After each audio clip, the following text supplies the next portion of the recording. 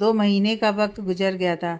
वेदांशी महर के परिवार से पूरी तरह घुल मिल गई थी और आरुल, उसका तो पूरा समय वेदांशी के साथ बीतता था। मासा, हम बेबी को पोएम सुना रहे हैं, 3 साल के आरुल ने हल्का तुतलाते हुए बताया। अच्छा बेटू, और तुम्हें कैसे पता बेबी पोएम सुन रही है? आज हमारी टीचर ने हमको बताया है कि छोटे बच्चे मम्मा की टमी से ही सब सीख जाते हैं, इसलिए हम उसे पोएम याद करवा रहे हैं। जब वह बाहर आ जाएंगे तुमसे पढ़ना नहीं पड़ेगा। बस ज़्यादा पढ़ाई नहीं करवानी है, वरना वह भी बोर हो जाएंगे जैसे आप हो जाते हैं। महर ने उसके सामने रखे उसकी रैम्स की बुक को बंद करते हुए कहा। नो मासा, अभी तो हमें उसे नंबर भी याद करवाना है। बस एक ही दिन में पूरा याद करवाओगे क्या? अब तुम जाओ और आंटी को आराम करने दो। बेबी को आराम भी करना है ना? महर मुस्कुराते हुए उसके सर पर हाथ फेरते हुए बोली। ओके आंटी, अभी आप आराम कीजिए, हम रात में आकर बेबी को नंबर से याद कराएंगे। ओके बेबी, अभी आप आराम कीजिए। नन्हे आरुल ने वेदांशी के पेट को चूम लिया, फिर वेदांशी के गालों को चूम वहां से भागते हुए चला गया। ज्यादा परेशान कर देता है क्या? आरुल को भागते देख महर वेदांशी के पास बैठते हुए पूछी। नहीं दीदी, ये रहता है इसलिए समय का पता नहीं चलता। फिर आप और आपके परिवार में एहसास ही नहीं होता कि मैं आप लोगों के बीच की नहीं हूँ। हाँ, तो एहसास होना भी नहीं चाहिए, क्योंकि तुम हमारे परिवार का सदस्य ही हो। आज तक कभी किस्मत पर भरोसा नहीं किया था दीदी, पर आप लोगों से मिलने के बाद लगा कि भगवान हमेशा बुरा नहीं करते। मेरे साथ इतना बुरा हुआ शायद इसलिए ताकि मैं कुछ अच्छे लोगों से मिल सकूं और अच्छाई पर मेरा विश्वास बना रहे। बहुत बड़ी बड़ी बातें करने लगी हो, लगता है पूरे दिन की किताबें ही पढ़ती हो। महर की बात पर वेदांशी मुस्कुराई। सिर्फ किताबें ही नहीं दीदी, आंटी जी तो सारी अच्छी बातें पूरे दिन बताती रहती हैं, फिर रोज कुछ समय भी मुझे रामायण पढ़कर जरूर सुनाती हैं। हाँ, ये वक्त ऐसा होता है जब माँ के पेट के अंदर बच्चे का दिमाग पूरी तरह विकसित हो जाता है और वे जितनी पॉजिटिव चीज़ें अपने अंदर लेते हैं उतना पॉजिटिव उनका व्यवहार भी रहता है। मासा तो आरुल के समय भी ऐसा ही करती हैं। मैं और काव्या साथ में प्रेग्नेंट थे। काव्या तो जब भी माँ ऐसी बातें बताती सो जाया करती। महर की बात सुन वेदांशी मुस्कुराई। फिर हमारे पास समय भी नहीं होता था कि हम ज़्यादा किताबें पढ़ सकें। अपने डिलीवरी के समय हम दोनों ने अपनी ड्यूटी की हैं। घर आने पर हम थक जाया करते, फिर कुछ सुनने या करने का मन ही नहीं करता। मेरे पास तो फिर भी फैमिली है। काव्या बिल्कुल अकेली होती थी, इसलिए लास्ट के 1 मंथ वह भी हमारे साथ ही रही है। मेरी बुराई चल रही है? काव्या वहाँ आते हुए बोली। तुम्हारी बातें चल रही हैं, मैर ने जवाब दिया। कैसी हो मैडम, अपना ख्याल रख रही हो या नहीं? अब बिल्कुल समय आ गया है, कभी भी नन्हा मेहमान तुम्हारी गोद पर आ जाएगा। काव्या अपने साथ लाए गोलगप्पों को प्लेट पर निकालते हुए बोली। तुम बस इसे रोज गोलगप्पे लाकर खिलाओ। महर ने एक गोलगप्पा उठा, उसे खट्टी मीठी पानी पर डुबोया और खुद खाते हुए खाने के बाद बोली। इसी बहाने आपको भी खाने को मिल जाता है मैम।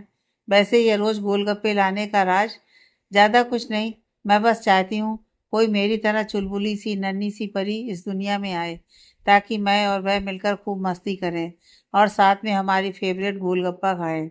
हमारी? हाँ, मेरी और उस नन्ही परी की। तुम्हें कैसे पता उसे गोलगप्पे पसंद होंगे? क्या मैम, अभी मैं उसे रोज गोलगप्पे खिला रही हूँ। आखिर 2 महीने से रोज गोलगप्पे खा रही है, मतलब साफ है उसका फेवरेट होगा। काव्या तुम ना, मैं ये कहते हुए सर हिलाकर मुस्कुरा दी। उसकी बात सुनकर वेदांशी के होंठ भी फैल गए। तुम ज्यादा मुस्कुराओ मत और चुपचाप गोलगप्पे का मजा लो, क्योंकि अब ज्यादा दिन ये गोलगप्पे मिलने वाले नहीं है तुम्हें। बहुत जल्दी मेरी पार्टनर बाहर आ जाएगी, फिर तो तुम्हारी इन सब से छुट्टी। और फिर मुझे जब भी खाना रहेगा मैं अपनी पार्टनर के साथ खाऊंगी ना। उसे बड़ी भी होने दोगी? मैन ने मुस्कुराते हुए काव्या के सर पर चपत लगा दी। बिल्कुल मैम, जैसे ही 6 मंथ में उसका अन्नप्राशन होगा तभी हम बाहर का खाएंगे। तब तक नन्ही परी सिर्फ अपनी माँ का दूध पिएगी। उसकी बात पर मेहर ने अपना सिर पीट लिया। वही वेदांशी खिलखिलाकर हंस पड़ी। हंसते हंसते अचानक वेदांशी को दर्द उठा। वही काव्या और वेदांशी जो उसकी हंसी देखकर हंसने लगी थी, उसे दर्द में देखा तुरंत ही उसकी पीठ सहलाने लगी। दीदी, बहुत दर्द हो रहा है। काव्या, लगता है इसे अस्पताल में ले जाना होगा। मैं ड्राइवर से कहती हूँ गाड़ी निकाले। मेरी गाड़ी बाहर ही है, आप इसका सामान लेकर बाहर आइए, मैं इसे लेकर जा रही हूँ। हाँ, संभल कर। महर ने काव्या की मदद करते हुए वेदांशी को उठाया। काव्या उसे सहारा देकर बाहर की ओर बढ़ी। वहीं महर अस्पताल ले जाने के लिए उसका सामान पैक करने लगी। मम्मा, आंटी को क्या हुआ है? बाहर काव्या को वेदांशी को लेकर बाहर जाते देख आरुल और उसके साथ खेलता नन्हा दिव्यांश भागकर काव्या के पास आकर पूछे, बेटा, हम आंटी को लेकर अस्पताल जा रहे हैं। छोटी बेबी अब आने वाली है। आप दोनों बाबा साहब के पास रहना और उन्हें तंग मत करना, काम्या ने उन्हें समझाते हुए कहा। इस बीच वह अपनी गाड़ी की पिछले सीट के दरवाजे को खोल वेदांशी को बैठा चुकी थी। आरुल, बदमाशी नहीं, आप और दिव्यांश ज़्यादा मस्ती नहीं करेंगे। बाबा साहब मासा आते होंगे, उन्हें मैंने फ़ोन कर दिया है। महर जल्दी से वेदांशी के पास आकर बैठी। वहीं उसके बैठते ही काव्या ड्राइविंग सीट पर आकर दोनों बच्चों को नौकर को संभालने का कह तेजी से वहां से चली गई। नर्स, सारी तैयारी हो गई? जैसे ही काव्या ने कार रोकी, अस्पताल के कुछ स्टाफ उनकी कार के पास आकर खड़े हो गए और महर के बाहर निकलते ही वेदांशी को सबकी मदद से अपने साथ लेकर आए, स्ट्रेचर पर लेटाया। वहीं महर ने पास खड़ी नर्स से पूछा तो उसने हामी भरी। दर्द से बेहाल वेदांशी को जब अंदर ले जाया गया तो उसने अपने पास कुछ और भी देखा, जिसे देख वह पसीना पसीना हो गई। काव्या और महर अपने आसपास किसी खतरे से अनजान इस वक्त उसकी बाहरी स्थिति को ना समझते हुए पूरी तरह अपने डॉक्टर रूप में थी। मदन भैया, वह यहीं है, एनएमएच पर। पक्की खबर है हितेन? दूसरी तरफ से पूछा गया। अपने बच्चे को जन्म देने आई है भैया, हितेन ने कुटिलता से मुस्कुराते हुए बताया। आते हैं सबको लेकर। लड़का हुआ तो कुत्तों की संख्या बढ़ जाएगी और लड़की हुई तो जिंदा गाड़ देंगे साली को कि कोई और ना बने। नज़र बनाए रखो। फोन की दूसरी तरफ मौजूद मदन ने यह कहकर फोन रख दिया। खून से लथपथ बच्चे को, जो अभी भी अपनी माँ से जुड़ी हुई थी, काव्या गोद में लेते हुए मुस्कुराई। मेरी पार्टनर, बधाई हो वेदांशी, नन्ही परी आई है। थककर हल्के बेहोशी में जाते वेदांशी को काव्या ने बताया और बच्चे को उसके गर्भ से अलग करते हुए उसका चेहरा उसे दिखाई, जिसे देख वेदांशी मुस्कुराई। आप इसका ख्याल रखेंगी? वेदांशी खतरे को अपने आसपास महसूस कर ली थी। हम सब मिलकर इसका ख्याल रखेंगे। नहीं, आप दोनों मुझसे वादा कीजिए कि आप इसका ख्याल रखेंगे। वह लंबी सांस लेते हुए बोली। वेदांशी, सब ठीक है? क्या हुआ तुम्हें? काव्या ने तुरंत बच्चे को नर्स के हवाले किया और वेदांशी को संभालने लगी। महर भी तुरंत हरकत में आई। दीदी, अगर कोई पूछे कि मेरा बच्चा कहाँ है तो कह देना पेट में ही मर गया था। वेदांशी किसी तरह अटकते हुए बोली, जिस पर महर और काव्या ने एक साथ चिल्लाया, दीदी, वे लोग यहीं हैं अस्पताल पर, मैंने उन्हें देखा है, वह कभी भी आते होंगे। आप मेरे बच्चे को, आप दोनों वादा कीजिए, आप उसे सुरक्षित रखेंगे। वेदांशी की बात सुन काव्या और महर दोनों की आंखें बड़ी बड़ी हो गईं और वे दोनों ने कुछ आश्चर्य से तो कुछ डर से एक दूसरे को देखा। मैं बाबा साहब को कॉल करती हूँ, महर घबराती हुई बोली। नर्स, स्टिचेस जल्दी कंप्लीट करो और किसी को बाहर पता नहीं चलना चाहिए कि वेदांशी मैडम और उनका बच्चा कहाँ है। काव्या ने वहां खड़े सभी स्टाफ को देखकर कहा तो सभी ने हाँ में सिर हिलाया। मैं बच्चों को क्लीन करती हूँ। यह कहते हुए काव्या वहां से लगे एक छोटे से रूम की तरफ बढ़ गई और जैसे ही वह उस कमरे के अंदर गई, धड़ाधड़ाते हुए ओटी का दरवाजा खुला। वहां मौजूद स्टाफ ने हड़बड़ाते हुए दरवाजे की तरफ देखा, जहाँ 5 लड़के हाथ में चाकू लिए खड़े थे। बच्चा कहाँ है? उनमें से एक ने एक नर्स की तरफ देखते हुए पूछा। वह नर्स अपना थूक गटकती रह गई। समझ नहीं आ रहा, बोलती क्यों नहीं साली, बच्चा कहाँ है? दूसरे ने एक स्टाफ को चाकू दिखाते हुए पूछा। जी, वो बच्चा मरा, बच्चा पेट में ही मर। वह नर्स जो कह रही थी, वह अपना मुंह दबाकर चीख पड़ी, क्योंकि उनमें से एक लड़के ने वेदांशी के गले पर चाकू को गहराई से खींच दिया और बहते खून के साथ वेदांशी का शरीर छटपटाने लगा। लेकिन मौजूद काव्या ने बाहर के शोरगुल को सुनते हुए झांक कर देखा और बाहर का नजारा देख वह अंदर तक सिहर उठी। उसने बच्ची को अपने सीने से चिपका लिया। बच्ची जो हल्की कुनमुनाहट के साथ रोना शुरू करने ही वाली थी, उसने झट से उसका मुंह दबा दिया। बताओ बच्चा कहाँ है, वरना एक एक को इसी तरह मारूंगा, चाकू पकड़े दूसरे लड़के ने कहा तो सभी स्टाफ डर कर कांप गए। बच्ची मरी हुई पैदा हुई थी, इनका शरीर शुरू से कमजोर था। बच्ची को बढ़ने के लिए जगह नहीं मिली, इसलिए किसी तरह हिम्मत कर उनमें से एक ने बताया, ए देखो रे, आसपास अगर कुछ मिले तो। अगर बच्चा होगा तो यहीं कहीं होगा, क्योंकि यहाँ से बाहर अभी कोई बच्चा नहीं गया है। यह हितेन था, जो पहले से अस्पताल में मौजूद ओटी पर नजर बनाए हुए रखा था। छोड़ना हितेन, वैसे भी लड़की हुई थी और वह भी मरी हुई। क्यों उसे ढूंढकर अपना समय बर्बाद करना। और ये साली तो मर गई। मदन ने हंसते हुए वेदांशी के शरीर की तरफ देखा, जो अब शांत हो गया था। मतलब साफ था, वह मर चुकी थी। और अगर बच्ची जिंदा हुई तो उसे मारना तो पड़ेगा ना। उसके साथ मौजूद एक और लड़के ने कहा, जिंदा भी हुई तो उसे कौन सा पता चलेगा कि कौन उसका बाप है। एक और लड़के ने बहुत घिनौने अंदाज से कहा, और वेदांशी के शरीर को देखते हुए उस पर थूक दिया। वहां मौजूद सभी स्टाफ ने अपनी आंखें बंद कर ली। जितना उनका चेहरा घिनौना था, उतनी ही उनकी बातें और हरकतें। वे सब उस लड़के की बात पर हंसते हुए वहां से बाहर जाने लगे। जाते हुए एक नज़र घूरकर उन्होंने सभी स्टाफ को देखा, जिस पर उन्होंने अपना सर झुका दिया। उनके दरवाजे तक पहुंचते ही महर वहां पहुंची और उसकी नज़र बेड पर लेटी वेदांशी पर पड़ी, जिसे देख महर अपनी जगह पर जम गई। उन लड़कों ने मुस्कुराते हुए महर को देखा, फिर उसकी नज़रों का पीछा कर वेदांशी को। तुम वही कार वाली लड़की हो ना? कसम से, मसाला तो तुम भी कम नहीं हो, पर अभी मन नहीं है। मदन ने महर के चेहरे पर उंगली चलाते हुए कहा, जिस पर उसने कसकर अपनी आंखें बंद कर लीं। फिर कभी इंतजार करना हमारा, क्योंकि एक बार किसी पर अगर मदन की नज़र पड़ गई तो वह उससे अपनी प्यास जरूर बुझाता है। यह कहते हुए मदन आगे बढ़ गया, और उसी के पीछे महर के शरीर को ऊपर से नीचे देखते हुए वह चार लड़के भी आगे बढ़े। उनके आगे बढ़ने के साथ ही महर की आंखों से आंसू उसके गले तक बह गए। पहली बार उसे अपने शरीर से घिन महसूस हो रही थी, और जब किसी की नज़रों से ही उसे इतना गंदा महसूस हो रहा था, तो वेदांशी को कैसा लगा होगा, यह उसने आज महसूस किया। अब तक उसकी बातों को महर ने सुना था, उसे समझा था और संभाला भी था, पर उसे महसूस वेदांशी हमेशा कहती कि कोई नहीं समझ सकता कैसा लगता है। नफरत होती है खुद से। रोज मरने का मन करता है। हर रात आंख बंद होती है तो यूं लगता है कि आंखें कभी खुले ही ना।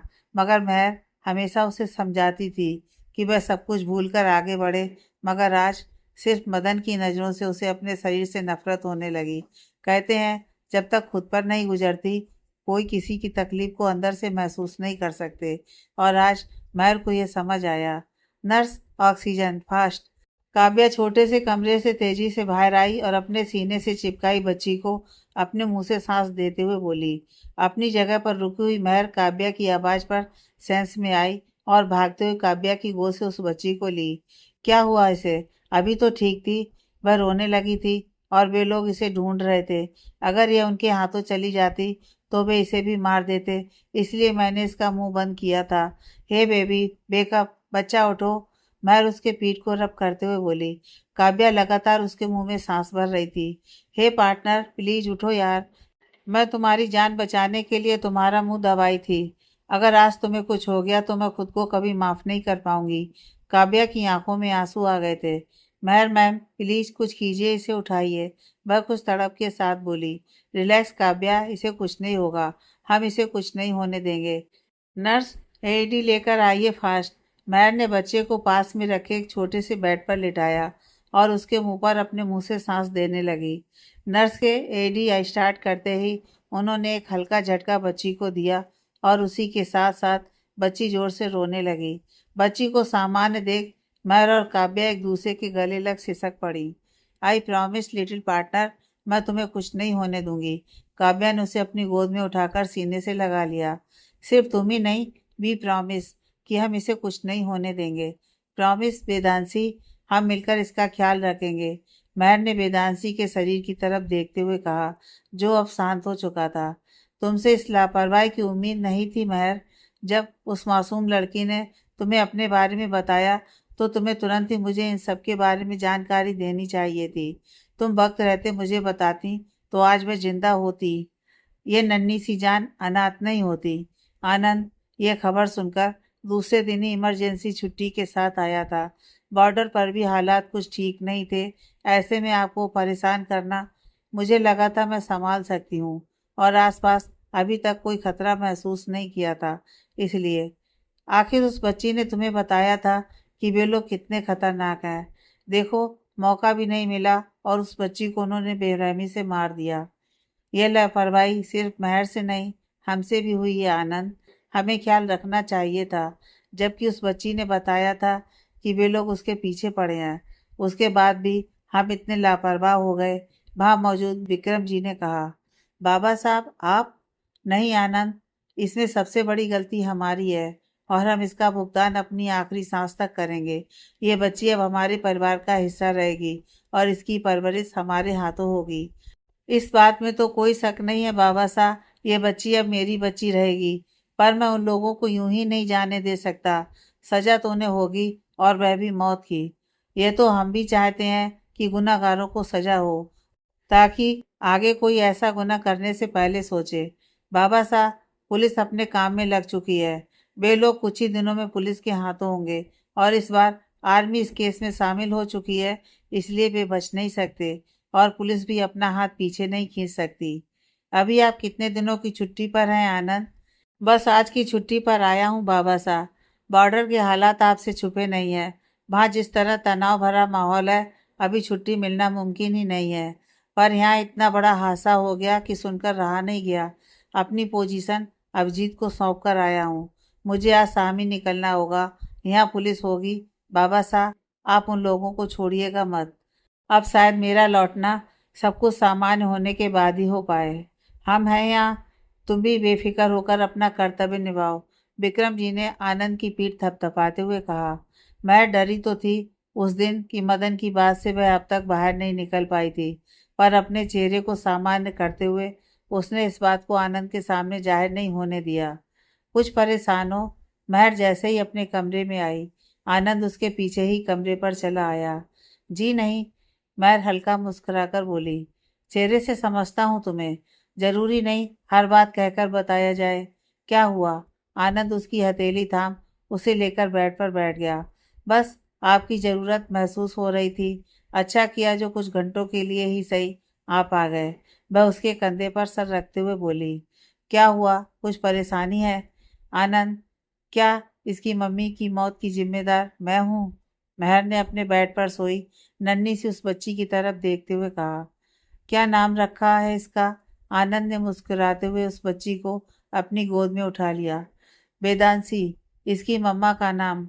जब यह दुनिया में है, फिर इसकी मौत की जिम्मेदार तुम कैसे? देखो महर, ईश्वर जो भी करते हैं वह पहले से तय रहता है। हम बस एक निमित्त मात्र होते हैं। फिर तुम इसकी मम्मा की मौत के बारे में सोचने से पहले ये क्यों नहीं सोचती, अगर उस रात तुम उसे लेकर नहीं आती तो शायद आज ये बच्ची भी। नहीं आनंद प्लीज, शायद इसे हमारी दुनिया में आना था, हमारे परिवार का हिस्सा बनना था। इसलिए इसके आने से हमारा परिवार पूरा हुआ, और आरुल को एक छोटी बहन मिल गई और हमें बेटी। ज़्यादा कुछ मत सोचो, वेदांशी अपने परिवार के बीच है। अब बस किसी तरह उन गुनहगारों को सजा दिलानी है। मैर ने हामी में सिर हिला दिया। तभी घर की लैंडलाइन की घंटी बजी। आनंद, विक्रम जी की आवाज़ पर आनंद तेजी से बाहर आया, जहां विक्रम जी परेशानी से रिसीवर उसकी तरफ बढ़ाए हुए खड़े थे। Military office? विक्रम जी के ये कहते ही आनंद ने रिसीवर कान से लगाया। हेलो। आनंद ने जैसे ये कहा, दूसरी तरफ से कुछ बताया गया, जिसे सुन आनंद के हाथ से रिसीवर छूट गया। फोन रखकर आनंद सर पकड़कर वहीं सोफे पर बैठ गया। उसकी आंखें भर आईं। आनंद बेटा, क्या हुआ? आप ठीक है ना? विक्रम जी उसके कंधे पर हाथ रखते हुए पूछे। बाबा साहब, अभिजीत, दुश्मनों की गोली लगी है उसे, और वह ठीक है ना? आनंद की बात पूरी होने से पहले ही महर, जो आनंद के पीछे ही आई थी, बेचैनी से पूछी, जिस पर आनंद ने अपनी गर्दन नामे हिला दी। बाबा साहब, अभिजीत अभिजीत शहीद हो गया। आनंद के मुंह से यह सुन महर अपना मुंह दबाकर रो पड़ी। विक्रम जी की आंखें भी भर आईं। महर, बाबा साहब, आप दोनों के कंधों पर अभी बहुत सारी जिम्मेदारी है। आपको नन्ही वेदांशी के साथ उसकी मम्मी का केस भी देखना होगा, और अब काव्या और दिव्यांश को भी संभालना होगा। मुझे अपनी ड्यूटी के लिए निकलना होगा। आनंद जी ने खुद को कठोर करते हुए कहा। आखिर फौजी का कर्तव्य यही है, जहाँ फर्ज के आगे उन्हें अपने जज्बातों को नज़रअंदाज करना होता है। बाबा साहब, आप और मासा आरुल और वेदांशी का ख्याल रखिएगा। मैं काव्या के पास जाती हूँ। महर विक्रम जी से इजाज़त लेकर काव्या के घर के लिए निकल गई। BSF camp captain Ashok Mittal, आपकी पोजीशन वीजीआर पर शिफ्ट की जा रही है। हमारे सोर्स से पता चला है कि अभी कश्मीर में जो हालात हैं उसका फ़ायदा उठाकर कुछ बांग्लादेशी भारत में घुसने की कोशिश कर रहे हैं। सर, मैं जानता हूँ अभी आपको इस तरह किसी पोजीशन को देना सही नहीं है, पर अभी जो स्थिति है, सर, मेरी पहली प्राथमिकता मेरा देश है, फिर परिवार। मेरी वाइफ मेरी जॉब के साथ एडजस्ट करेगी। मुझे आपसे यही उम्मीद थी। आपको अपनी पोजीशन कल से ही लेनी होगी। सर, एक बुरी खबर भी है कैप्टन अशोक। जैसे अशोक के सामने मौजूद करने में बताया। अशोक की आंखें कुछ सिकुड़ी, पर वह अपनी पोजीशन पर वैसे ही खड़ा रहा। दुश्मनों का मजबूती से सामना करते हुए कैप्टन अभिजीत आज शहीद हो गए हैं। अशोक की आंखें भर आईं। उसकी आंखों के सामने अपनी बहन का मुस्कुराता चेहरा आ गया। You release captain Ashok. Colonel के ये कहते ही अशोक ने अपनी मुट्ठियां बांध अपने होठों से लगा लिया। मैं समझता हूँ अभी तुमने एक दोस्त के साथ अपनी बहन का पति भी खोया है, पर यह घड़ी कमज़ोर होने की नहीं है, और मुझे पता है मेरे सोल्जर मजबूती से सभी का सामना कर सकते हैं। कर्नल ने अशोक का कंधा थपथपाते हुए कहा। तुम कहना क्या चाहते हो अशोक? मेरा ये 8वां महीना चल रहा है, और अगर तुम पूरे समय अपनी ड्यूटी पर रहोगे तो मैंने पहले ही कहा था परिधि, अभी जो हालात हैं, मैं खुद ही अपनी पोजीशन लेना चाहता था, इसलिए मैंने तुम्हें घर जाने के लिए कहा। पर मैं नहीं जाना चाहती अशोक। मुझे तुम्हारे पास रहना है। ना जाने क्यों तुम पास नहीं होते तो मुझे रोना आता है। ओके, रिलैक्स, अभी रोना नहीं। अभी तुम मेरे पास ही हो। बस अब मुझे अपनी पोजीशन संभालनी होगी, और तुम एक फौजी की वाइफ हो, इस तरह कमज़ोर नहीं हो सकती।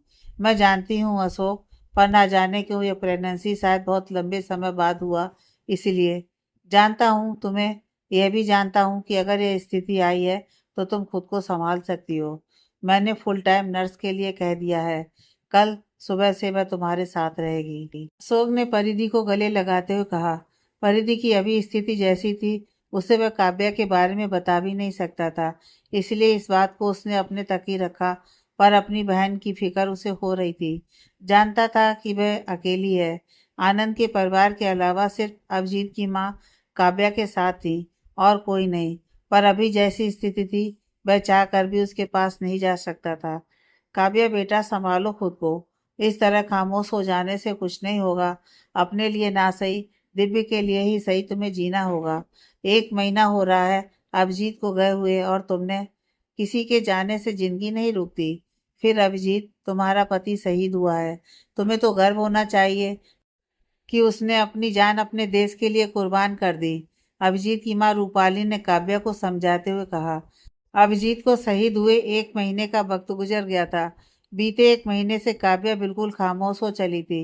महर और रूपाली मिलकर अपनी तरफ से पूरी कोशिश कर रही थी कि वह सामान्य रहे, पर ऐसा हो नहीं पा रहा था। वहीं सीमा पर स्थिति अब और ज्यादा तनाव भरी हो गई थी। ऐसे भी ना ही आनंद के पास समय था, और ना ही अशोक के पास, कि वे दोनों में से कोई भी आकर यहाँ सब कुछ संभाल सके। इस वक्त किसी की जरूरत परिधि को भी थी, मगर वह भी नर्स के साथ अकेली थी। अशोक पहले ही चाहता था कि परिधि शुरू से घर चली जाए, पर परिधि लंबे समय बाद गर्भवती हुई थी, जिसकी वजह से शुरुआत में डॉक्टर ने उसे सफ़र करने से मना कर दिया, और बाद में गर्भावस्था के कारण परिधि के व्यवहार में इतना बदलाव आया कि वह आनंद को छोड़कर कहीं जाना ही नहीं चाहती थी। निशा भी दूसरी बार गर्भवती थी। ऐसे में बीणा जी भी उसे छोड़कर परिधि के पास नहीं आ पाई। दोनों बहुओं में से किसी एक का चुनाव उनके लिए भी मुश्किल भरा हो गया था। ऐसे में निशा की डिलीवरी पहले थी, जिसकी वजह से वह बीणा जी निशा के पास रुक गईं। दूसरी तरफ अशोक ने भी कह दिया था कि जैसे ही सब कुछ सामान्य होता है, वह परिधि को खुद ही छोड़ने आएगा। पर अचानक ही स्थिति इतनी गंभीर हो जाएगी, इसका तो उन्हें अंदाजा भी नहीं था। काव्या, देखो तुमसे मिलने कौन आई है। तुम्हारी लिटिल पार्टनर। आजकल ये मुझे बहुत परेशान करती है। अब इसे तुम संभालो। मुझे आंटी के साथ मार्केट जाना है। महर काव्या की गोद में नन्ही वेदांशी को रखते हुए बोली, और इससे पहले कि काव्या कुछ रिएक्ट करती, वह रूपाली जी को लेकर कमरे से बाहर निकल गई। काव्या खामोशी अभी भी एकटक सामने दीवार को देखती रही। उसकी गोद में मौजूद वेदांशी कुछ समय बाद रोने लगी और जैसे ही उसका रोना बढ़ा, अब तक पत्थर बन चुकी काव्या उसे अपने सीने से लगा सिसक कर रोने लगी। दरवाजे से झांकती महर और रूपाली जी की आंखों में आंसू भर आए। अभिजीत के जाने की खबर सुन वह बिल्कुल पत्थर हो गई थी। ना ही आंसू बहाए, ना ही चीखा चिल्लाया। एकटक बस उसकी लाश को देखती रही। उस खबर को सुनने के बाद जैसे उसके अंदर जान बची ही ना हो। नन्हा दिव्यांश भी उसे उसकी चेतना में लौटा नहीं पाया। वो आज वेदांशी की आवाज पर टूटकर रोई थी। काव्या को किसी तरह संभाल कर चुप कराने के बाद रूपाली जी ने उसे सुला दिया और वह जो अभिजीत के जाने के बाद आज पहली दफा इतना रोई थी, वह रोते रोते ही गहरी नींद में चली गई। महर ने वेदांशी को पहले ही अपने पास ले लिया था। आंटी, वह फोन अभी भी आ रहा है क्या? रूपाली जी और महर हाल पर सोफे पर बैठे हुए बात कर रहे थे। तुम्हें क्या लगता है वह लोग यूं ही पीछा छोड़ देंगे? पहले अभिजीत के पापा, उनके जाने के बाद उनके पैसे और प्रॉपर्टी पर अभिजीत का हक था, क्योंकि पहले ही उन्होंने सब कुछ अभिजीत के नाम कर दिया था। मगर अब दिव्य इतना छोटा है और वे लोग सब कुछ हड़पना चाहते हैं। पर आंटी, अभिजीत भैया ने तो पहले ही सब कुछ छोड़ दिया था। हाँ, अभिजीत ने पहले ही सब कुछ छोड़ दिया था, सिवाय उस घर के जो उसके पापा ने बनवाया था।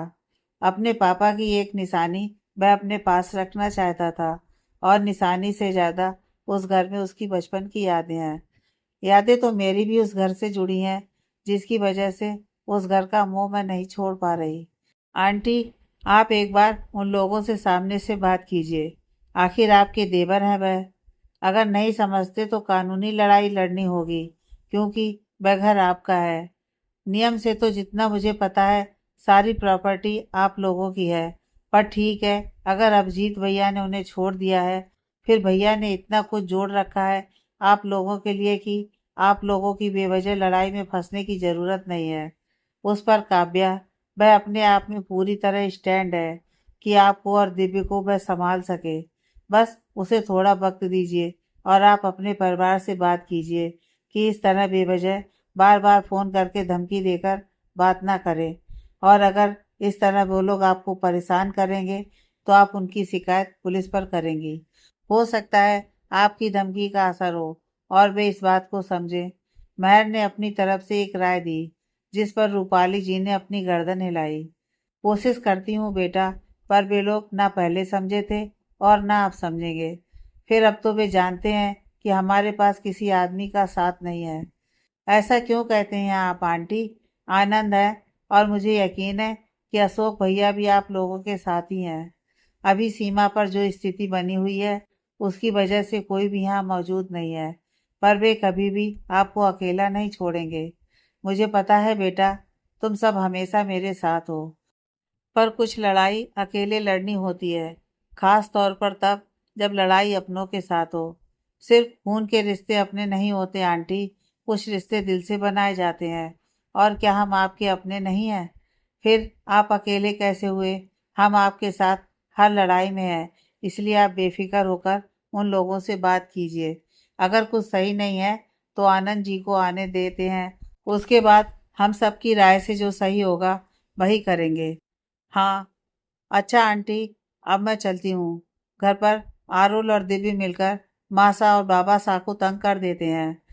तुम लोगों ने जिस तरह इस परिस्थिति में हम सबको संभाला है, इस एहसान को मैं कभी नहीं भूल सकती। रूपाली जी ने हाथ जोड़ते हुए कहा। आंटी, अभी तो बताया हम आपके अपने हैं और अपनों का एहसान नहीं होता। जिन परिस्थितियों से आप गुजर रही हैं वह हमसे भी जुड़ी हुई है। अभिजीत भैया सिर्फ आपके बेटे नहीं, मेरे भाई समान थे। फिर भी बेटा, जरूरतों पर तो सभी अपने मुंह मोड़ लेते हैं। आंटी, आप यह सब छोड़िए और काव्या का ध्यान रखिए। मैं कल वेदांशी को लेकर आती हूँ। हाँ बेटा, आज इसी की वजह से काव्या रोई है। हो सकता है धीरे धीरे वह सामान्य भी हो जाए। जी आंटी, देखना कुछ दिनों में सब कुछ सामान्य हो जाएगा और हमारी काव्या भी वापस अपनी जिंदगी जीने लगेगी। महर ने मुस्कुराकर कहा। फिर वह अपने घर के लिए निकल गई। न जाने सीमा पर स्थिति कब सामान्य होगी। कब हम अपनी जिंदगी सामान्य तरीके से जीना शुरू करेंगे? सर भी अपनी बेटी से मिल पाएंगे? अभी अभी परिधि को प्राइवेट जनरल वार्ड में शिफ्ट किया गया था। उसने नॉर्मल डिलीवरी में बेटी को जन्म दिया। अभी उसकी नर्स उसके साथ थी, जो बच्चे को गोद में लिए हुए परिधि जी से बात कर रही थी। कितनी अजीब बात है ना मैम।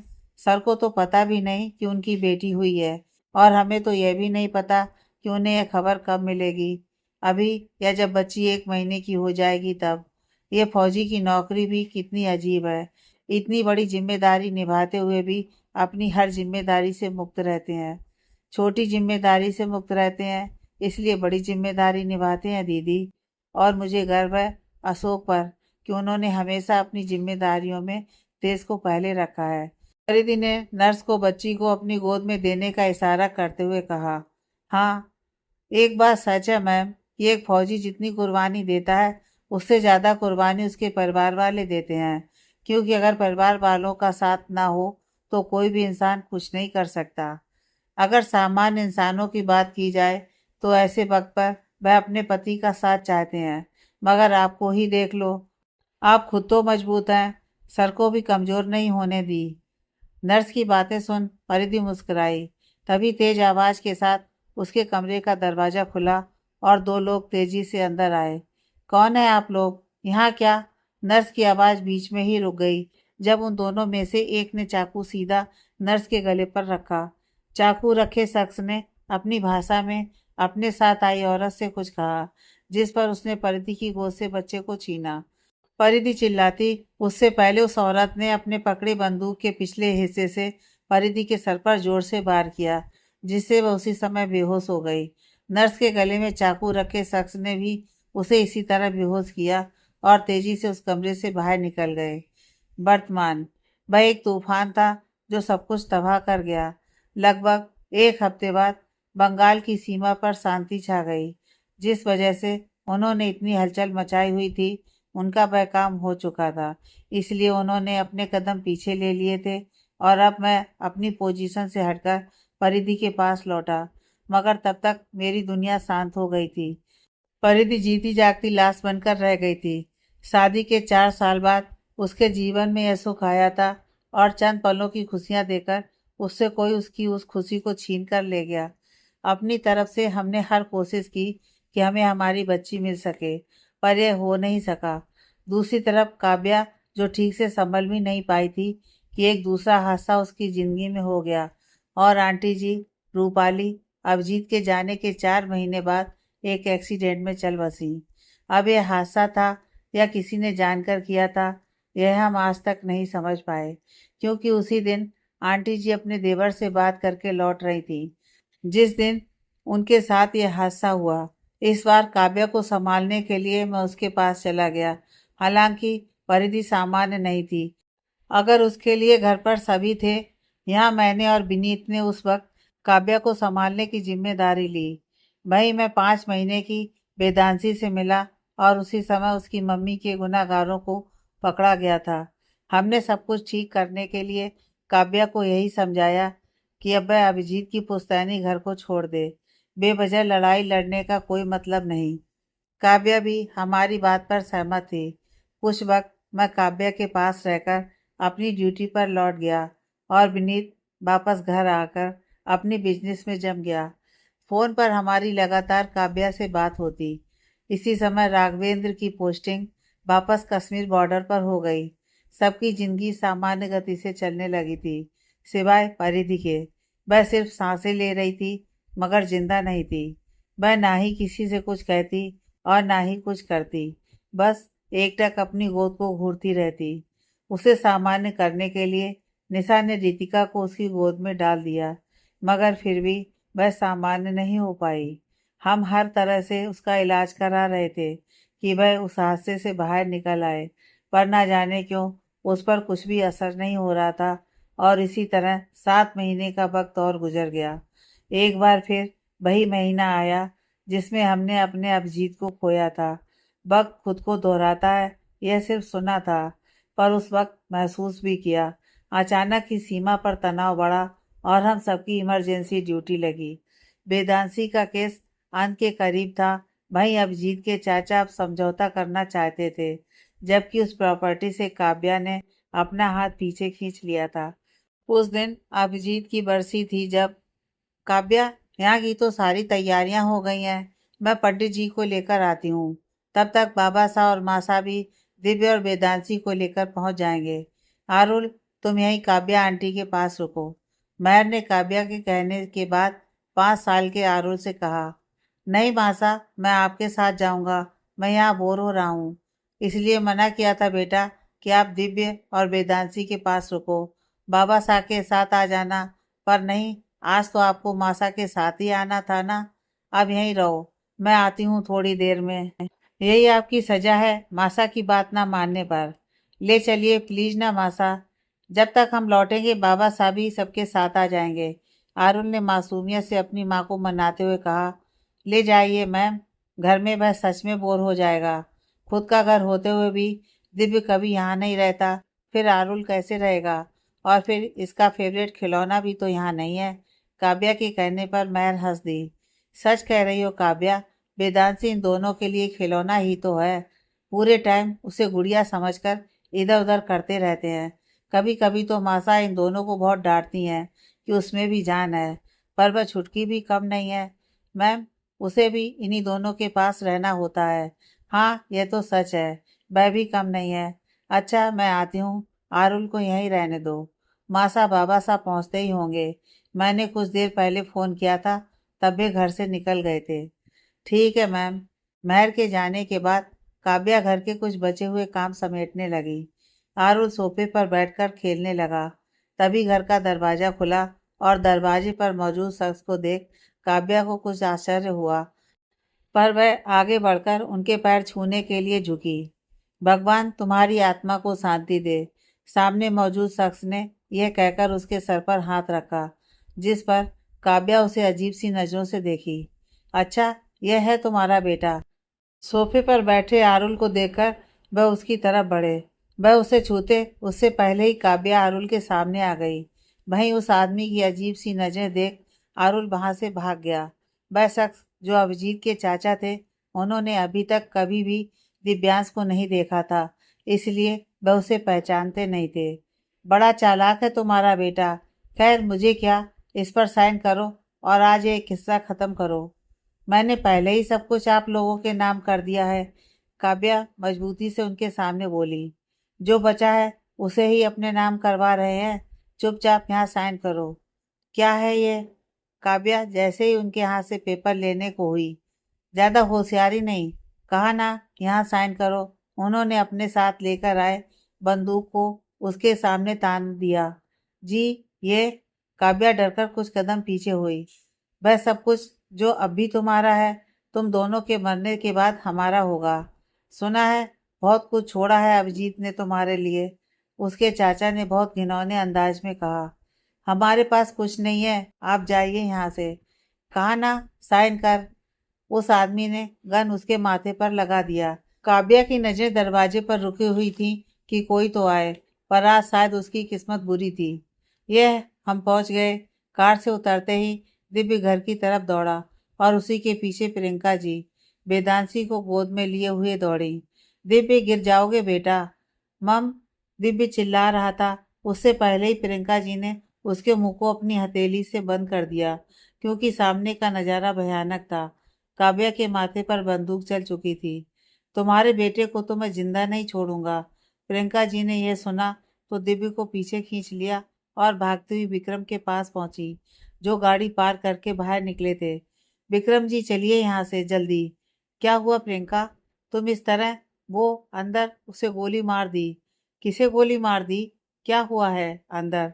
प्रियंका जी की घबराई हुई आवाज से विक्रम जी ने उन्हें कंधे से पकड़कर झकझोरते हुए पूछा। वह शायद अभिजीत के चाचा हैं।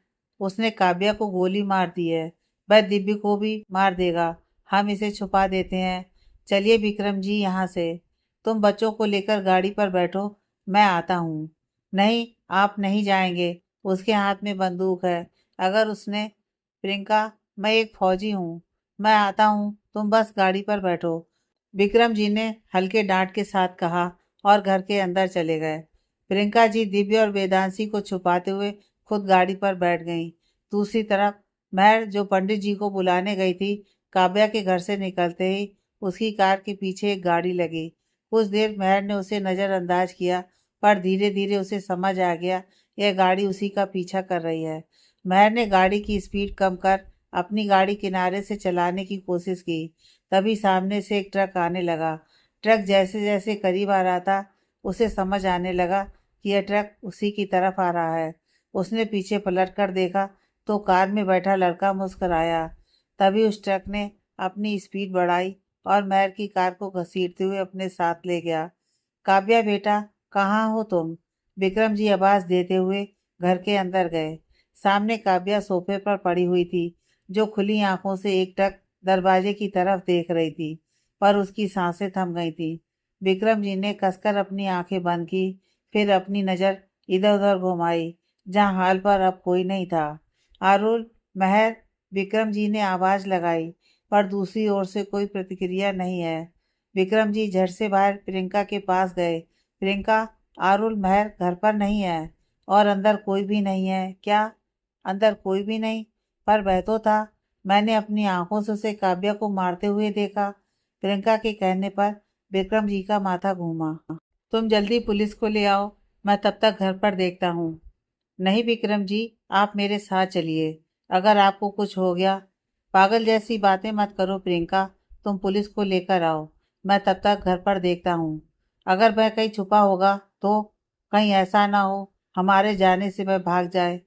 पर ये बातों में वक्त गंवाने का समय नहीं है प्रियंका, तुम जल्दी पुलिस को लेकर आओ। यह कहकर विक्रम जी ने वेदांशी को दिव्य के गोद में दिया। दिव्य, बेत को अच्छे से पकड़ना। अब जल्दी करो प्रियंका। यह कहते हुए विक्रम जी ने प्रियंका को पिछली सीट से बाहर निकालकर ड्राइविंग सीट पर बैठा दिया और खुद वापस घर की तरफ बढ़ गए। इस बात से अनजान बाबा सा कि महर भाभी के साथ भी अनहोनी घटना घट चुकी है। घर के अंदर चारों तरफ महर भाभी और आरुल को ढूंढ रहे थे, पर ना ही आरुल का कुछ पता था और ना ही महर भाभी की खबर अब तक उनके पास पहुंची थी। और तो और काव्या को मारने के बाद अभिजीत के चाचा भी वहां से भाग चुके थे। पुलिस के साथ साथ ही वह बुरी खबर भी आई, जो एक बार फिर सबको शांत कर चली गई। हमने किसी एक को नहीं खोया था। उस एक दिन में हमने अपनी जिंदगी के 3-3 सदस्य खो दिए थे। हम तक जब ये खबर पहुंची, हम उस स्थिति में थे जहां ना हम रो सके और ना ही उनके पास पहुंच सके। मेरी स्थिति तो फिर भी अलग थी, पर आनंद अपनी पत्नी और बेटा दोनों को खो दिया था उसने। आरुल के बारे में किसी को पता ही नहीं चला कि वह कहाँ गया। अभिजीत के चाचा को जब सजा हुई तो उनसे बहुत बार पूछा गया, पर उसने हर बार यही कहा कि वह बच्चा उसकी पकड़ में आने से पहले ही भाग गया था। हर जगह छानबीन हुई, पूछताछ, पर बस इतनी जानकारी मिली थी कि उसे किसी ने एक गाड़ी के पीछे छुपते हुए देखा था। महर का एक्सीडेंट वेदांशी के गुनाहगारों ने करवाया था। उनका परिवार, जिनकी ऊंची पहुंच थी, गवाहों को हटाना चाहते थे। महर के एक्सीडेंट के साथ ही वेदांशी के मर्डर के दौरान जितने भी अस्पताल स्टाफ उस कमरे में थे, वे सब उसी दिन किसी न किसी हादसे का शिकार हो गए। वेदांशी के गुनाहगारों को सजा तो हुई, पर कानून के नजरिए से नहीं, क्योंकि कोई गवाह बचा ही नहीं था, इसलिए उन्हें बाइज्जत बरी कर दिया गया। मगर उनकी सजा आनंद ने पूरी की। आखिर सब कुछ छीना था उससे उन्होंने, फिर वह कैसे शांत बैठता?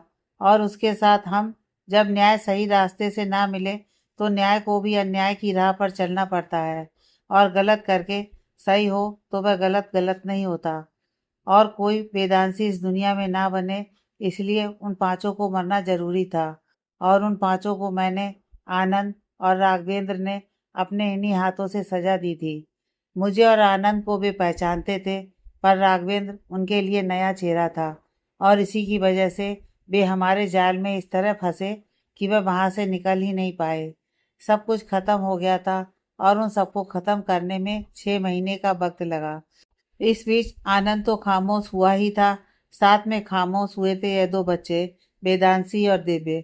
अभिजीत के परिवार में अभी भी उसके चाचा का परिवार जीवित था, और ऐसे में हम दिव्य की पहचान, उन लोगों ने आरुल को ही अभिजीत का बच्चा समझा। और उनकी यह गलत फहमी हमने बनी रहने दी। अब समस्या यह भी थी कि दोनों बच्चों को रखेगा कौन। मासा और बाबा सा लगातार होते इन हादसों की वजह से पूरी तरह टूट गए थे। ऐसे में दो दो बच्चों की जिम्मेदारी उन्हें देना, उस पर दिव्यांश के आगे पीछे अब कोई नहीं था। जो भी थे हम ही उसके अपने थे। उसे मैं अपने पास लेकर आना चाहता था, पर परिधि की खामोशी। मगर कहते हैं ना, ईश्वर जो भी करता है शायद सब कुछ पहले से तय ही रहता है। बिल्कुल पत्थर बन चुकी परिधि की गोद में मैंने जैसे ही दिव्यांश को बैठाया, उसकी आंखें भर आईं और वह उसे अपने सीने से लगाकर रो पड़ी। शायद दिव्य ने भी माँ की कमी महसूस की होगी, या माँ का स्पर्श जो उसने परिधि में महसूस किया। यूं तो 5 साल का बच्चा सब कुछ समझता है, पर परिधि के सीने से लगते ही वह उसे अपनी माँ समझ बैठा। माँ बाबूजी को अगर सच पता चलता तो न जाने वह क्या करते, और अगर वे दिव्यांश को नहीं रखते तो कैसे मैं उस बच्चे को अकेला छोड़ देता। फिर मेरी परिधि भी तो ठीक हो रही थी उसके आने से। उस वक्त एक पिता से ज़्यादा मैंने सिर्फ पति बनकर सोचा, क्योंकि तब तक तो मेरी नज़रों में दिव्यांश सिर्फ काव्या का बेटा था। मगर धीरे धीरे जब वह मेरी ज़िंदगी में पूरी तरह शामिल हुआ, मुझे याद भी नहीं रहा कि वह मेरा बेटा नहीं है। परिधि के पूरी तरह ठीक हो जाने के बाद मैंने उसे सारी सच्चाई बता दी थी। हम दोनों के अलावा इस घर में विनीत और निशा ऐसे थे जिन्हें सच पता था। शुरू शुरू में तुम वेदांशी और आरुल को याद किया करते थे, पर धीरे धीरे वह तुम्हारे दिमाग से उतरते चले गए।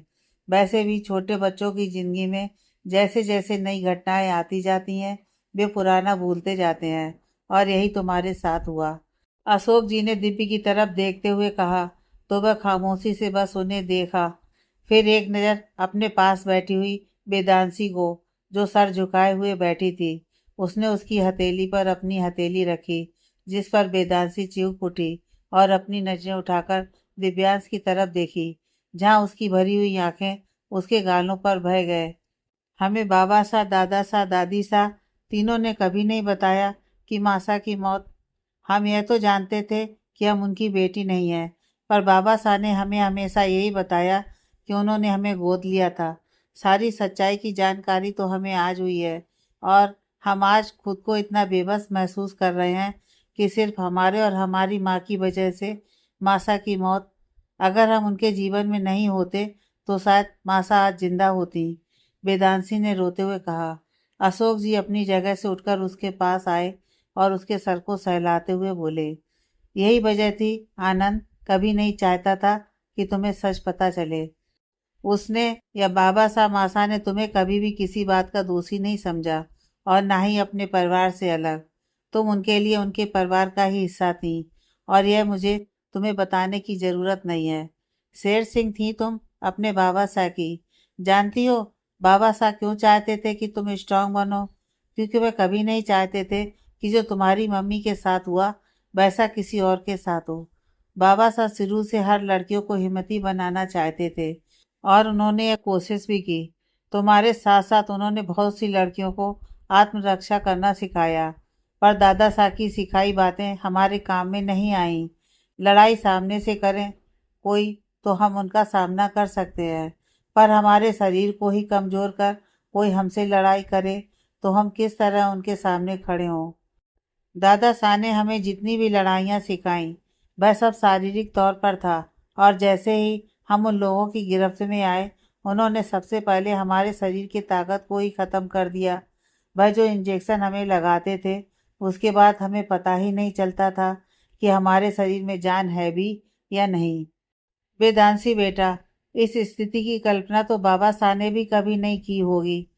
तुम्हें जिस परिस्थिति के लिए मजबूत बनाया गया था, वह हमारे दुश्मन नहीं, हमारे बीच में से ही कोई एक होता है, जिसके अंदर का जानवर कब जाग जाए पता नहीं चलता। अंकल जी, क्या उसके बाद आरुल का कुछ पता नहीं चला? वेदांशी प्रश्न भरी नजरों से अशोक की तरफ देखते हुए पूछी। हमने अपनी तरफ से सारी कोशिश की बेटा, जहाँ जहाँ हो सकता था सब जगह। जहाँ भी उसके मिलने की थोड़ी सी भी उम्मीद नजर आती, आनंद, मैं, राघवेंद्र तीनों वहां पहुंचते, पर वह नहीं मिला। दिव्य, तुझे ऐसा नहीं लगा कुछ ऐसा ही हमने कहीं सुना है? मतलब? तरुण के कहने पर दिव्यांश ने उलझे हुए नजरों से उसे देखा। मतलब अंकल जी और पापा जी ने जो बातें बताई हैं उससे रिलेटेड बहुत कुछ हमने सुना हुआ है। और कहाँ, ये मुझे याद नहीं आ रहा है। तरुण कुछ याद करने की कोशिश करते हुए बोला, जिस पर दिव्यांश ने भी अपने दिमाग पर जोर लगाया। एक बार विनय ने बताया था कि उसने अपनी आंटी का मर्डर होते हुए देखा था और फिर वह वहां से भाग गया, जिसकी वजह से वह अपने पेरेंट्स से अलग हो गया।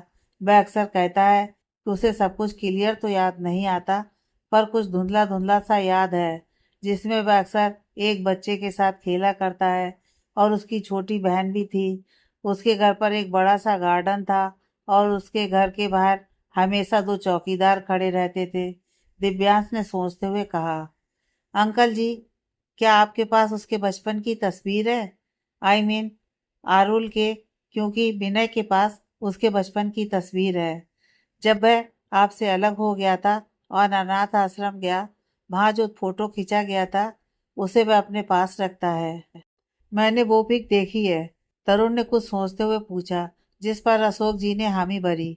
मेरे पास उसकी तस्वीर है। परिधि, अशोक जी ने परिधि की तरफ देखा तो वह सर हिलाते हुए सोफे से उठी। मैं लेकर आती हूँ, यह कहते हुए परिधि जी अपने कमरे की तरफ बढ़ गईं। कुछ ही देर में वह एक छोटा सा एल्बम लेकर आ गईं। दिव्यांश ने परिधि के पास पहुंचते ही उस एल्बम को लेकर उसे देखा। सबसे पहले ही एक गोल मटोल सी गुड़िया की तस्वीर थी, जिसे देखकर अशोक जी मुस्कुराए। वेदांशी, इसी के साथ अनप्राशन की तस्वीरें हैं। इसके जन्म के समय परिस्थितियां ऐसी थीं कि कुछ हो नहीं पाया। 6 महीने बाद काव्या थोड़ी संभल गई थी और हम सब भी वहां मौजूद थे। तब महर ने एक छोटी सी पूजा रखी थी। यह ड्रेस तुमने और आरुल ने जीत कर अपने गुल्लक के पैसे से खरीदवाया था। उस तस्वीर को देख दिव्य के साथ साथ तरुण के होठों की मुस्कुराहट भी बढ़ गई। दूसरी तस्वीर पर महर वेदांशी को अपनी गोद में लेकर आनंद के साथ पूजा में बैठी हुई थी। तीसरी तस्वीर पर बाबा सा और मासा वेदांशी को चांदी के चम्मच से खीर खिला रहे थे। उन तस्वीरों को देख कुछ कुछ धुंधली यादें दिव्यांश के दिमाग में भी घूम रही थी। चौथी तस्वीर पर मिट्टी को अपने हाथों से खेलता हुआ दिव्यांश अपने मुंह पर लॉलीपॉप दबाए हुए था। वहीं उसी के पीछे एक बच्चा कुछ फूल लाकर दिव्यांश की तरफ बढ़ाए हुए खड़ा था। एक सेकंड, यह है आरुल। तरुण ने दूसरे बच्चे की तस्वीर पर उंगली पॉइंट करते हुए पूछा, जिस पर अशोक जी और राघवेंद्र दोनों एक साथ हाँ में अपनी गर्दन हिलाई। तरुण, विनय को फोन कर।